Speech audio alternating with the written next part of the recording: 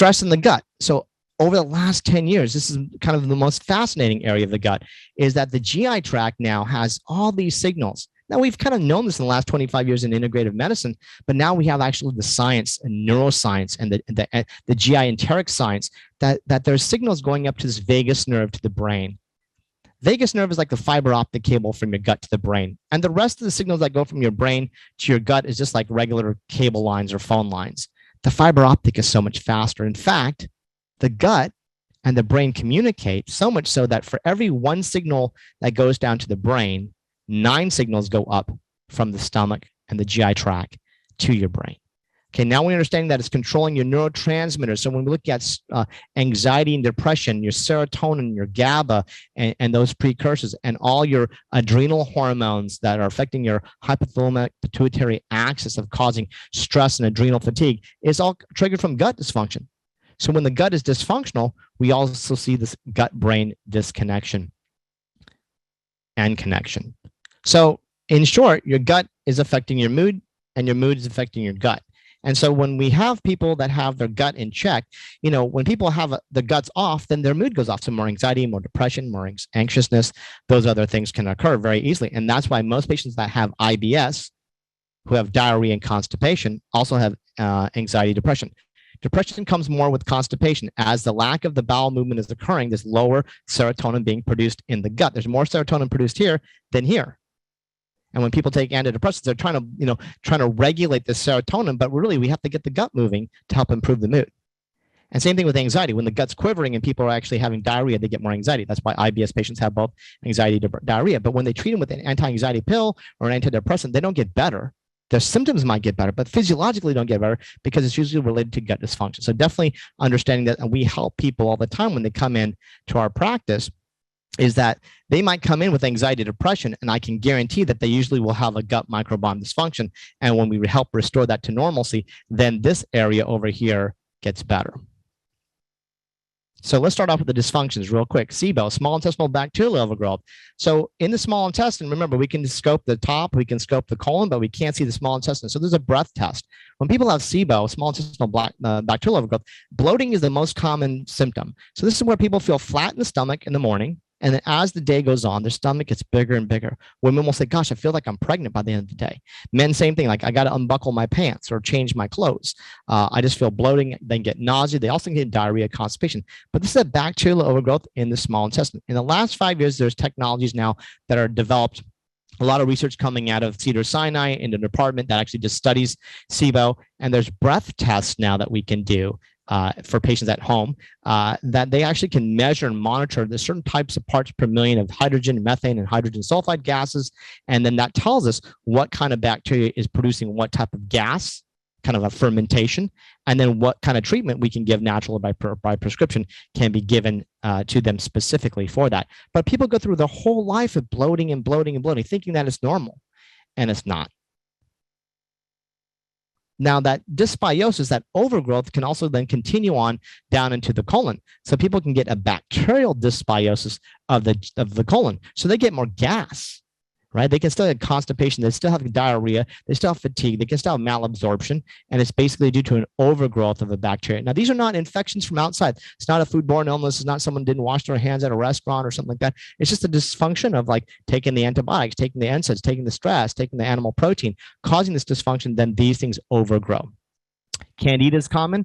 Yeast mycology of different fungus and yeast, are very, very common in the gut, and also parasites in the gut. But what we like to do is we like to test for that. We have to look like which species of bacteria, which species of mycology, yeast or candida, or which species of parasites is there. It's not just saying that you have it or it sounds like you do, and your people are like, oh, I think I have candida symptoms, so I give a candida cleanse. Oh, I think I have a parasite, so I do a parasite cleanse. That's foolish. When people start treating themselves with natural antimicrobials or actually prescription drugs, either or, you're causing dysfunction to your microbiome unless it's targeted. Unless you have if you can show a culture, then treat. If you can show a parasite, treat. If you can see dysbiosis, treat. If someone's just telling you you have it based off of symptoms and they're treating you, then you're knocking out more good than bad. And again, that's the collateral damage that continues people being chronic with having these symptoms. Now, the gut dysbiosis is now related to in the science of thyroid dysfunction. Why? Because 40% of your gut is where is reestablishing and remetabolizing thyroid hormone, free T3, free T4. When TSH is normal, but everybody's still feeling cold and tired, and I need to bump up my thyroid medication or my Armour thyroid or an NP thyroid, or I'm taking thyroid supplements and iodine, we have to first fix the gut. So in all our patients that have thyroid problems, we always look at fixing the gut, wait about 3 months, and then retesting. And we usually see a bump up now that if they're free T3, free T4, TSH gets optimized without even giving them thyroid supplements or medications, because we want to optimize where 40% of that function is there. Joint pain, obviously IBS, colitis issues, diabetes, type 2 heart disease. So when there's gut malfunction, people have difficulty with controlling their blood sugars. Same thing with cardiovascular disease. They might be eating a great diet. Guess what? They still have a lipidemia problem. And guess what? More importantly, that we're starting to see in the elderly population is more Parkinson's, Alzheimer's diseases. This gut dysbiosis now in the majority of the population, having 40% in the next couple of years, in the next decade, having some kind of Parkinson's, Alzheimer's condition is going to be devastating to our country. So this is what we have to start doing, is we have to start fixing this gut. The problem is GI doctors are only looking at GI, and they're not dealing with ortho. They're not dealing with endocrinology. They're not dealing with neurology or cardiology or endocrinology. So what we have to look at is we have to start working integratively and looking at how can we restore all of these functions. Now, finally, some of these patients become chronic. The reason they become chronic is because these bacteria, these are the little villi, those little finger-like projections I showed you. Those little villi are then, when the bacteria comes in, when the yeast comes in, or the parasites come in, it's easy to treat when they're floating outside. So the medication comes, boom, knocks them out, whether it's prescription or natural, doesn't matter at this point. But over time, if it's chronic and they don't do it correctly, or there's other things like the pro-inflammatory diet they have, or the stress they have, or they're undergoing a long treatment, for example, then they create what they call a microcolony, where these bacteria and fungi and dysbiosis kind of collects. And over time, they end up developing what we call a biofilm. A biofilm is kind of like when you're a kid and you're playing hide and seek and you just jump in bed and throw over a blanket, and someone come in the room, they didn't see you because they thought the bed was messy. They didn't know that someone was underneath it. Same thing. What happens here is that the body produces like this extracellular matrix kind of protein coat, and then only what's floating around it is treated by the natural or prescription medications. But then over time, this is still causing inflammation to the gut dysfunction. So people I feel a little bit better during treatment, and then they become chronic, like, oh gosh, about 4 weeks later, 6 weeks later, all their symptoms come back again, and they're on multiple rounds. What we end up doing is we give gut disruptors. There's certain natural products now that can actually have been shown to actually disrupt this protein film, releases that, and then we treat, and then they're more successful at not becoming a recurrent patient. And lastly, I want to talk about is leaky gut. What is leaky gut? So these are those little intestinal villi I was talking about before and showed pictures. Here's your little intestinal cells, and here's your bloodstream. This is normal digestion. The foods will be blended, comes like a smoothie. Remember, it comes down that 35-foot hose. Then each of those proteins, carbohydrates, based on the size of the molecule and where they need to go in the body, they will get digested through these specific tracts. What happens is when this border is dysfunctional, again, through all the things I mentioned before, then the food proteins can enter in. The parasites or the bacteria, the viruses, everything that's normally protected up here and is not allowed here, and even the foods that are normally up here now can leak into the gut. So when we say leaky gut, is this increased intestinal permeability, is that these little spaces on a microcellular level, you can't see this from a general scope. Remember, the scope looks like a big pink tube, but when we look at that microscope, you saw those little fingers. Now, if you went in between those little fingers, those spaces open up and those molecules go into the bloodstream, triggering more inflammatory responses. And then we have higher rates of people having not only inflammation, IBS, and other kind of other issues, but systemic inflammatory responses, and more importantly, high rates of food allergies, right? So we always test patients for food sensitivities, and then we can also train the gut to be stronger, fix the gut, and over time, the food allergies will go away. But this becomes a constant barrage where when patients come in and we test them and they have tons and tons of allergies, then we already know that they usually have a gut dysfunctional problem. So symptoms of microbiome dysfunction, okay, brain fog, migraines, headaches, memory problems, anxiety, depression, insomnia, all the GI problems, right? Heartburn, stomachache, bloating, gas, diarrhea, IBS, skin rashes, very, very common gut related. My book will talk about that. It's my story as well. Fatigue, food allergies, chemical sensitivity, any kind of chronic autoimmune inflammatory conditions, higher rates of having dysfunction to the microbiome. Even when they don't really have symptoms of diarrhea or constipation, they actually can still have gut issues when we test them. So some people, based on their body type, Ayurvedically, based on their constitution, they might actually not have diarrhea or constipation. Some people don't even notice that they have bloating, and you test them and they're way off the charts. Like everything is dysfunctional. There's inflammation, there's overgrowths, and their body's been used to living in that dysfunction. So they're very not symptomatic because that's their norm. Okay.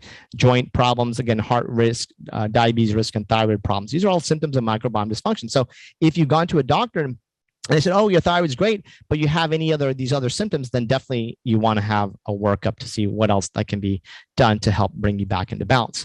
How do we do that? We do that through testing, right? So we look at small intestinal bacterial overgrowth testing of the different gases. We're measuring your stool, looking at the abundance, the balance, the diversity of your probiotics. Do you have the enzymes to break down your foods? Are you eating enough proteins? Are you eating enough fats? Are you getting enough fiber in your diet? Are you creating enough energy from the fiber to feed your microbiome of all your probiotics? Are you detoxifying correctly? Is there inflammation in your gut? Is there any kind of Crohn's disease or ulcerative colitis? Is there any kind of immune cells that are kind of targeting and fighting something in the gut? And is there any leaky gut? Again, this increased intestinal permeability. Is there any kind of overgrowth? So usually these tests take about 3 weeks to get back because they grow out in culture in the microbiology lab. They look at, is there bacteria? Is there any kind of candida or yeast or parasites? And they will identify the species. So it's not just here's a panel of 5 things that the hospital will look at for a diarrhea. Here they will look at everything and whatever species. Some people come back with none. Some people come back with 2. Some people come back with 12 different species. So every test usually comes back slightly different because it's based on what they find, not just what we're looking for. And more importantly is that we're looking at then what kind of things to give. What antimicrobials do we give, both by prescription and natural, right? So it will then test the sensitivity and resistance. So here are the top 5 antibiotics, and here's the top 5 or 4 natural antimicrobials. And we always want to be using the one that has more bang for the buck, meaning less allergies. And maybe some of the antimicrobials might lower your blood sugar and cholesterol if they have that problem. We want to give something that has multiple side benefits rather than multiple side effects. I just want to end on the last couple of slides, but I got this last night, so I threw it in. So hopefully it won't go over time. But talking about misinformation in the healthcare, a patient sent me this yesterday, so I just made the slide last night. It was in a colon cancer awareness newsletter from a healthcare practitioner group. Okay, that's training people all over the country, focusing on ketogenic diets and this kind of aspects. And they're calling themselves integrative, which I'm doubting right now. But here's the recipe that they're getting it for colon cancer awareness. So we're talking about Brussels sprouts, quiche. You're talking about, okay, half cup pecans, great. A little bit of sea salt, fine. 2 cups of almond flour, excellent. Half cup Parmesan cheese, 2 ounces of melted butter, 1 medium egg. That's just in the crust. Then we go 3 tablespoons of butter, 8 ounces of bacon. They have red onion. Yay, we get some phytonutrients here. Brussels sprouts, yay. That's the Brussels sprouts, the main thing they're trying to sell. A little bit of yellow bell pepper, great. Antioxidants, flavonoids, only 1. 5 eggs, 1/4 cup of heavy cream, a little bit more salt, that's okay. Half a cup of mozzarella, and a little bit of sun-dried tomatoes. So this is the problem here, because this is all pro-inflammatory, right? In fact, this is a creation of colon cancer. So then I start to think to myself, like, we always blame the industry, and we always kind of blame like conventional doctors, like, oh, they're just repeat business. But now we're looking at the natural practitioners now. It's like, are they repeating business? Are they opening up hospitals or trying to treat cancer when they're actually encouraging cancer growth? I mean, this is completely contraindicated for the growth or the prevention, more importantly, of a tumor.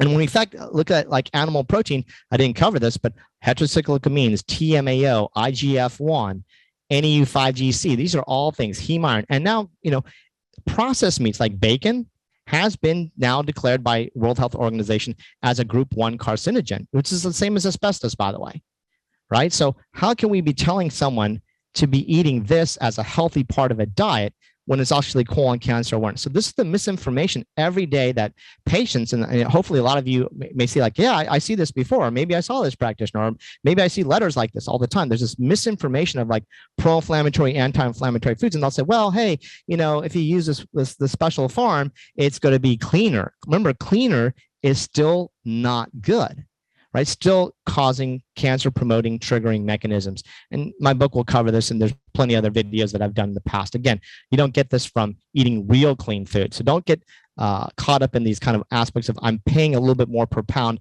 to buy my way out of health or buy my way into health. In fact, it's just spending more money than not. So let's end up talking about solutions before I finish. So those solutions are the following.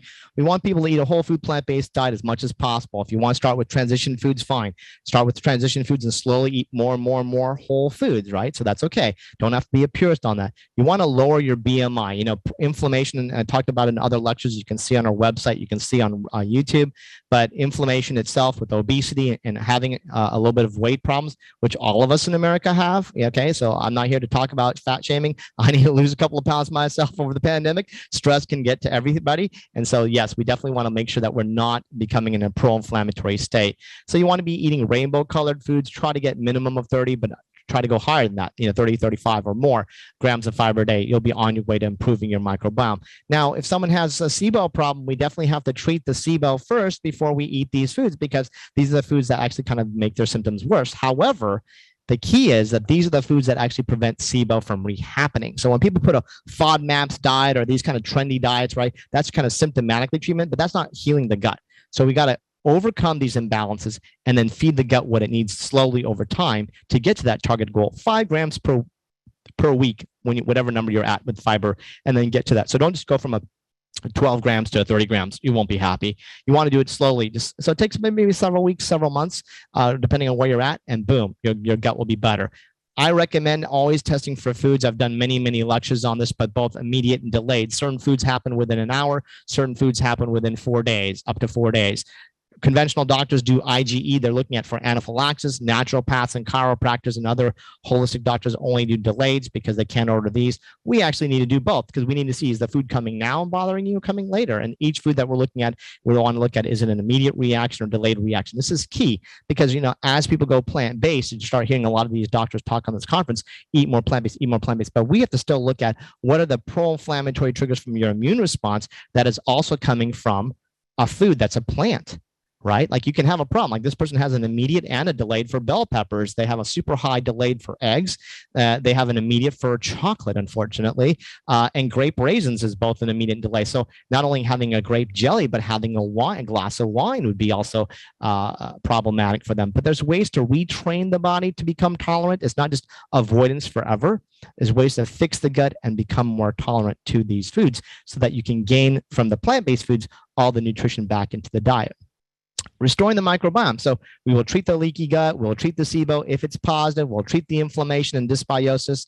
We also will look at nutritional testing because, because of this dysfunction, if there's dysfunction present, then we want to look at like what is their antioxidants or B vitamins and minerals, how do they detoxify, what's their omega-3s, 6, and 9s. We can measure these things, heavy metals and toxins. These are like simple urine tests now that we can do. We don't challenge people. We don't do chelation. That's a whole controversial things that people are kind of, dog and pony show. We want to look at based on the person's diet and their gut, because usually we'll find is that when we fix the gut, guess what? Their nutrient levels get better, right? Because the food becomes medicine.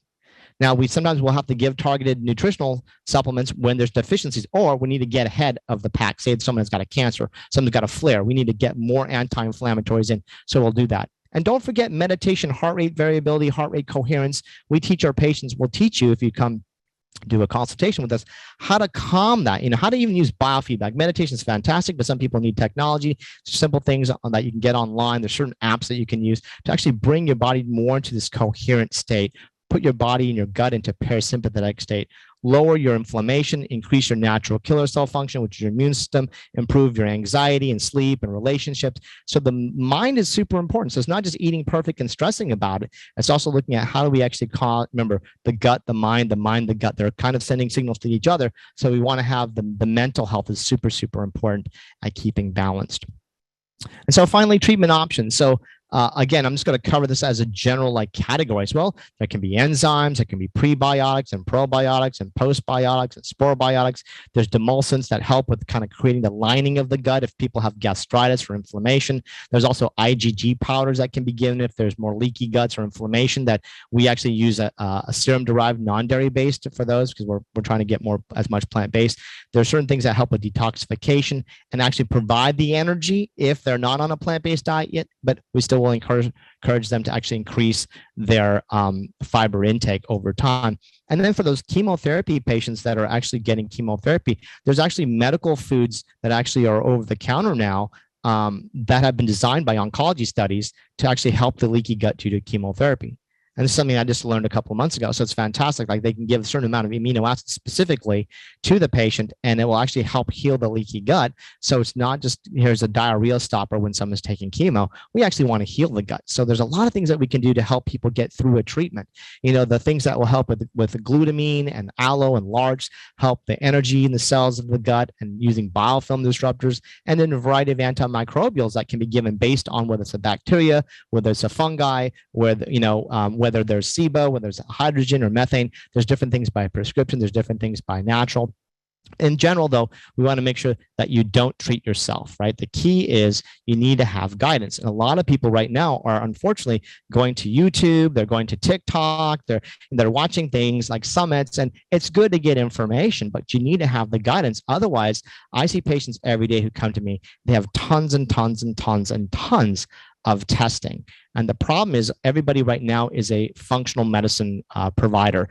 They're a holistic health coach. And the idea is that anybody can order a test. A robot can order a test. Even probably Siri and Alexa in the future will order a test for you.